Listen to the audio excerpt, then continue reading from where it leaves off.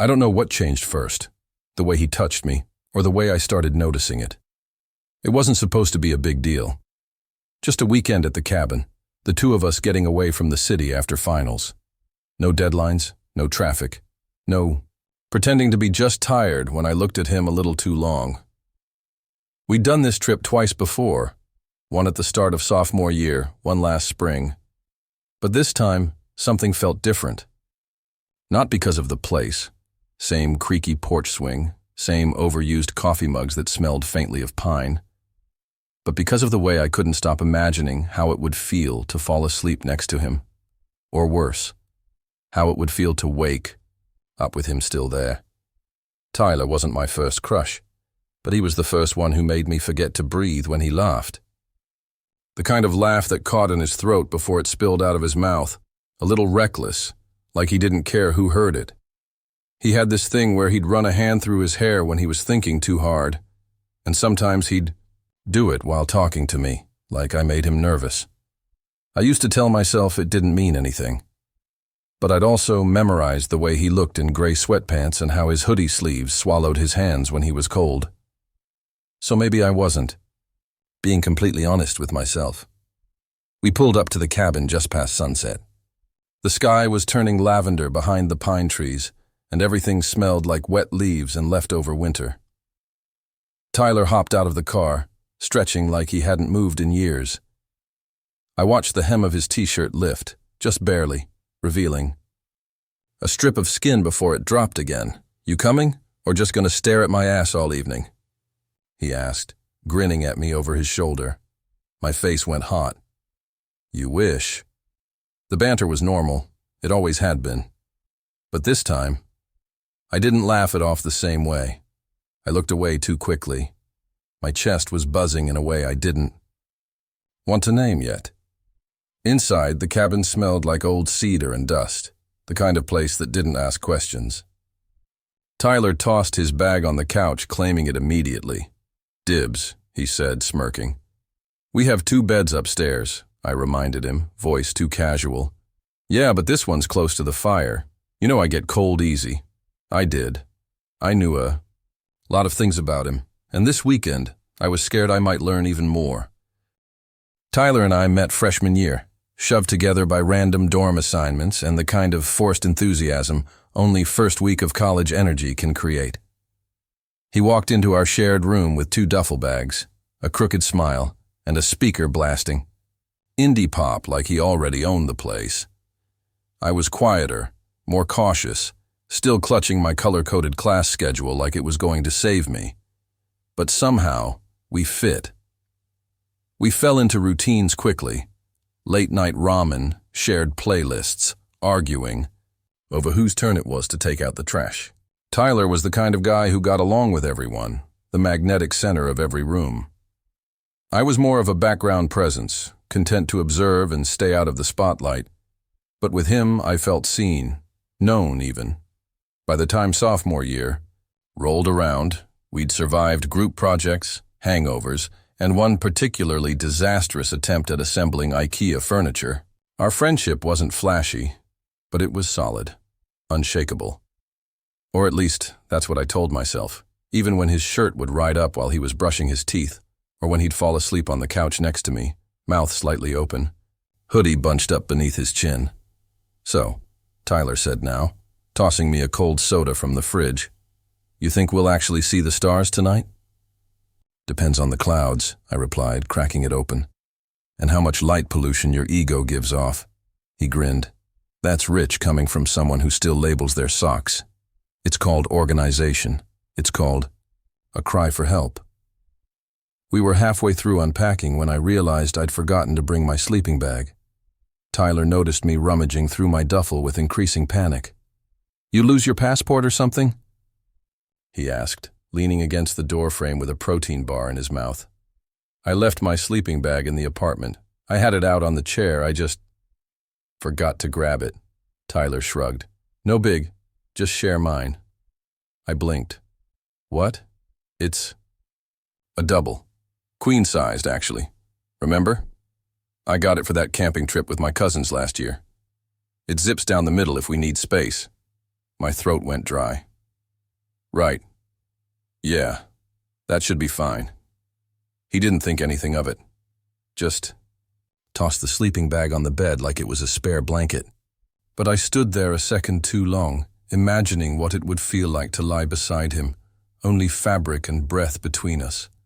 I told myself not to read into it. Not everything meant something. But then there were the small things, like how, during dinner, his knee brushed mine under the table and didn't move. Or how his eyes softened when he asked if I was tired and I shook my head too fast. Or how later, when we stood outside on the porch watching the sky go navy blue, he handed me a hoodie without saying a word because he knew I got cold easily. 2. You ever think about what it'd be like if we weren't roommates? He asked suddenly, staring out at the trees. My heart stuttered. What do you mean? He shrugged. I don't know. Different lives, different timing. You think we still would have met? I think, I said slowly, that I would have noticed you anyway. He turned toward me at that, and for a second, the look in his eyes made my chest tighten. Not because I knew what it meant, but because I didn't. Then the clouds split and it started to drizzle, a soft, steady patter on the wooden porch. Guess the stars are a no-go, he murmured, brushing a drop of rain off his jaw. We ducked, back inside, laughing, bumping shoulders. His hand lingered on my arm longer than it needed to, and I didn't move away. Later, when we got ready for bed, the sleeping bag stretched wide across the mattress like a silent dare. Tyler tossed his pillow down and gave me a crooked grin. Don't worry, I won't kick. Much. Not worried, I lied. But when the lights went out and the space between us felt far too small, I couldn't stop thinking about the heat of him, just inches away, and how badly I wanted to close the distance. It rained all night. Not just the quiet kind that whispers on rooftops, but the kind that turns gravel paths into sludge and makes the trees lean and groan like they're holding onto secrets too heavy to keep. By morning, the power was out, the cabin freezing, and the road back to town, a winding forest-flanked thing barely worthy of the name, was a shallow river of mud and pine needles. Tyler stared out the window, barefoot, shirtless, a blanket draped around his shoulders like a cloak. He looked over his shoulder at me, sleepy-eyed and disheveled, and said, Well, looks like we're stuck. I swallowed the sudden lump in my throat. How long, you think? Hard to say. My signal's dead, and the weather report yesterday said the system could linger. I nodded, trying to focus on anything besides the exposed slope of his back as he walked into the kitchen. He started fumbling with the stove, realized it was electric, and let out a frustrated sigh. Cold breakfast. It is. We ate granola bars in silence, wrapped in hoodies and thick socks, the air inside the cabin colder than it had any right to be. I watched the rain slide down the windows, and a part of me felt suspended in time, like the world had pressed pause and left us here in this liminal space, just the two of us. No distractions, no escape. By late afternoon, it was getting hard to ignore the cold. The fire had burned out hours ago, and the damp chill had crept into my bones. Tyler was rubbing his arms when I came back downstairs after a failed attempt to warm my hands in the upstairs bathroom. Okay, he said. We've got 2 options.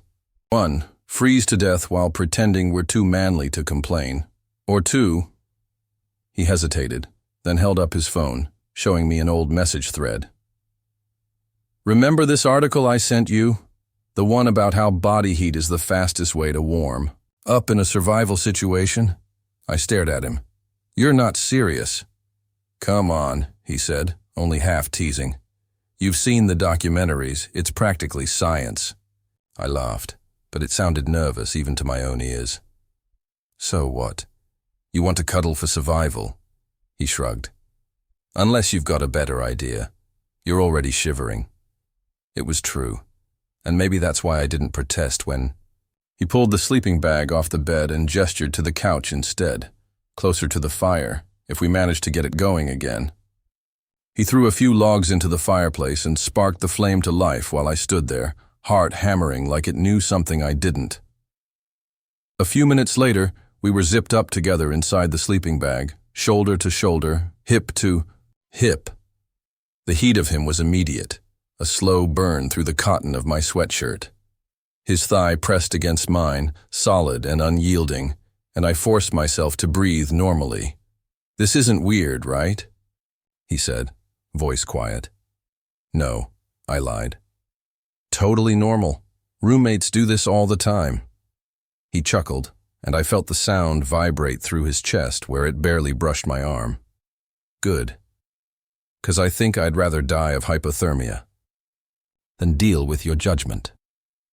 We lay there in silence for a while, the fire crackling, the rain still tapping on the windows like it didn't want to be forgotten. I tried not to notice how the rise and fall of his breath matched mine. Tried not to focus on how my heart jumped every time his fingers shifted, just barely grazing my side. "You ever think about stuff?" he asked out of nowhere. My throat tightened. "Stuff? Like, if we weren't who we are, if things were different?" I didn't answer right away. My fingers curled under the edge of the sleeping bag, gripping the fabric like it might steady me. "All the time," I finally said. He turned his head slightly, and even in the dim light, I could feel his eyes on me. "Like what?" I hesitated. "Like what it would be like to touch you without pretending it didn't mean anything." The silence that followed stretched impossibly long. I thought I'd ruined everything. Thought he'd shift away, laugh, make a joke, and reset the boundary I'd just crossed. But then his hand found mine beneath the sleeping bag. His fingers slid against mine, tentative at first, then more sure. He didn't look at me. Just let the weight of that touch say what words couldn't. "I think about it too," he whispered. My breath caught. He didn't pull away. Neither did I. The moment swelled with something unspoken, hovering between us like a held breath. Every inch of my skin buzzed with awareness of how close he was, of how much I wanted to close the final gap between us. But fear kept me still. Fear of breaking the illusion, of losing the safest thing I'd ever known. Our friendship was my anchor. If I reached for more, I didn't know if I'd get to keep it. And yet, his hand tightened slightly around mine, like a promise. Outside, the rain softened to a drizzle. Inside, the fire glowed steady, and for the first time I wasn't sure what scared me more, wanting him or the possibility that he might want me back. The next morning was quieter than it had any right to be. The storm had passed, but the silence it left behind was thick, almost cautious, like the trees were holding their breath and waiting to see what would happen next. Tyler was already up when I opened my eyes. He'd slipped out of the sleeping bag sometime in the early hours, leaving behind only a faint, lingering warmth where our bodies had touched. I lay there for a moment, staring at the ceiling, trying to breathe past, the weight pressing against my chest. He held my hand. He didn't let go. And yet nothing had been said. Not really. Nothing definitive. The fire had gone out overnight, but I barely noticed the chill anymore, not compared to the growing ache in my chest. I found him in the kitchen, standing in front of the counter, staring into a mug like it might give him answers. His hair was a mess, sticking up in the back, and he had dark circles under his eyes. He looked like he hadn't slept either. "Hey," I said, keeping my voice soft. He turned and smiled, quick and automatic. Too automatic. "Hey, want coffee? It's lukewarm at best, but sure." I stepped closer, then hesitated. "You okay?" He handed me the mug without meeting my eyes. "Yeah, just tired." There was a long pause where we both sipped coffee we didn't really want. The air between us was brittle, like thin ice. Finally, I broke. "Tyler, about last night." "You don't have to say anything," he interrupted, voice rushed and uneven. "I mean, we were cold. It was survival. People do weird stuff when they're stuck together and—" "Stop." I didn't mean to cut him off, but the words came out firmer than I expected. I stepped forward, placing the mug on the counter behind him, and waited until he looked at me. His eyes were tired, guarded. A part of me wanted to retreat, but I couldn't. Not after how long I'd kept this in. "I do want to say something," I said, quieter this time. "And I need you to actually hear it." He nodded barely. I inhaled, trying to find the courage I'd been avoiding for months. Years, maybe. "I've felt something for a long time," I started. "It's not just some passing thing or a crush I can shake off. It's you. Every time I walk into the apartment and hear you singing off key in the shower. Every time you eat cereal with a fork because all the spoons are in the dishwasher. Every time you remember I hate mushrooms and pick them off my pizza without saying anything." His expression didn't change, but I saw the shift in his eyes, saw something tighten, something brace. "I thought it was just friendship," I continued, "and for a long time, I told myself that was enough. But it's not. Not anymore." I swallowed. "Last night, when you held my hand, it felt like something real. And if I'm wrong, if it meant nothing to you, I'll drop it. I swear, I'll never bring it up again. But I needed you to know." The silence that followed was the longest I've ever endured. He stood there, unmoving, his lips slightly parted like he wanted to say something but couldn't find the words. Just when I was about to turn away, about to gather what pride I had left and make for the door, he spoke. "You're not wrong." My heart stuttered. He ran a hand through his hair and let out a slow breath. "I've been trying not to deal with this, with us, because it didn't make sense, because you're you, and I didn't want to screw up the best thing I've got." "Tyler, no, let me finish." His voice cracked a little. I didn't know what to call it at first. I just knew that when you weren't around, I missed you more than I should, and when you were around, I was constantly trying not to stare too long, not to touch you too much, not to cross a line that I didn't even know existed. He looked at me then, really looked, and there was nothing guarded in his gaze anymore. Just raw honesty. "You mean more to me than I've let myself admit. I didn't know how to say that without losing you." "You're not going to lose me," I said, stepping in close now, our bodies only inches apart. "Not for being honest." He exhaled like he'd been holding that breath for days. "I don't know what happens next. I've never done this. Never felt this way before." I reached out, fingertips brushing the side of his hand. "Then, let's figure it out, together." The hesitation in his eyes melted into something softer, something vulnerable and warm. And then, finally, he leaned in. It wasn't a dramatic kiss, not rushed or rough.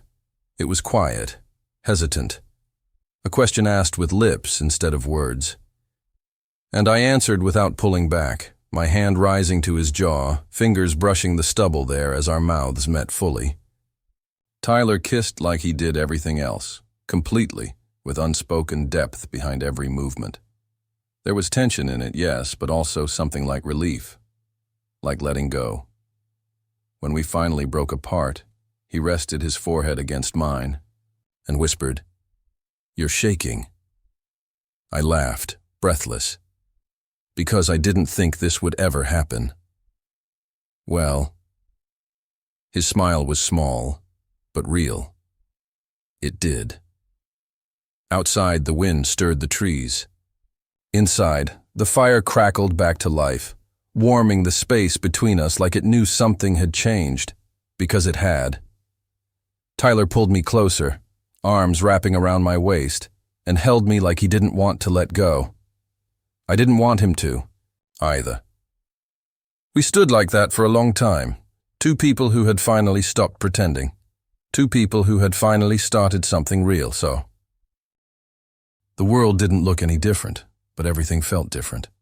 We spent the rest of the morning moving through the cabin like the air had changed.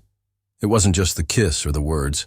We'd cracked something open between us, and now there was no stuffing it back into the dark. Tyler sat on the couch with his legs curled under him, cradling a mug of freshly brewed coffee I'd made for both of us. His hair was still a mess, his hoodie rumpled, but I'd never seen him look more at ease. Or maybe I was just seeing him differently now. Every glance between us lingered longer than necessary. Every brush of fingers when I handed him his mug carried heat that hadn't been there, or at least hadn't been acknowledged before. He caught me staring, a soft smile tugging at his lips. "You're doing that thing." "What thing?" "The you're secretly in love with me but trying to look casual about it thing." I snorted and rolled my eyes, sitting beside him, our thighs barely touching. I was doing that before. The kiss. Now I'm just openly in love with you and trying not to combust. He laughed, full and real. Fair. We sat in a comfortable silence, sipping coffee, the tension between us no longer sharp and unspoken, but warm, known, and electric. Eventually, he spoke, more thoughtful this time. "So, what now?" I looked at him. Really looked. "What do you want to happen?" He hesitated.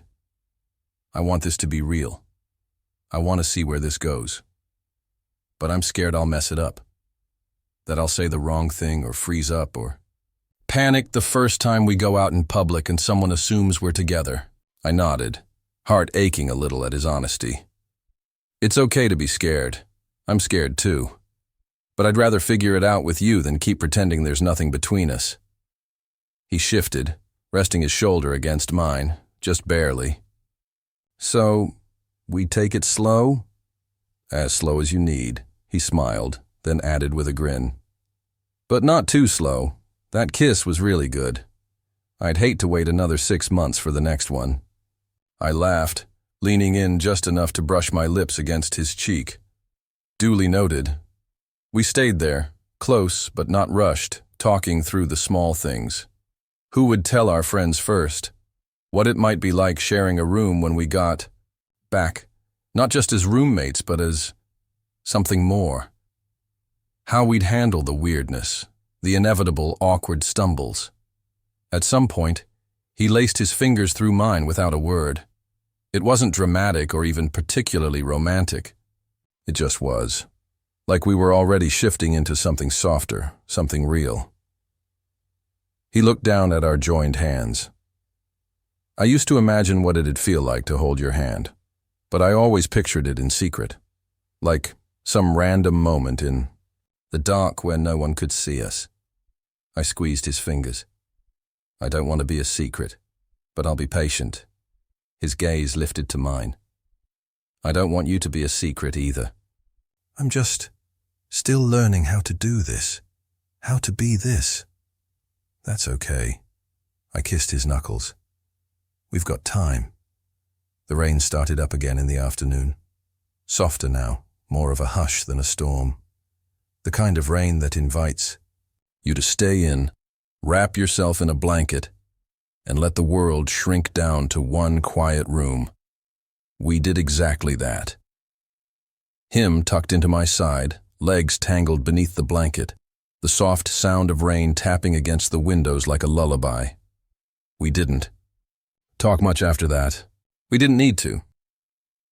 He fell asleep with his head on my shoulder, and I stayed awake a little longer, heart full in a way it hadn't been in years. It wasn't perfect. We had things to figure out. But for the first time, we were facing it all together, and that was enough. The next morning, the sun finally broke through the clouds.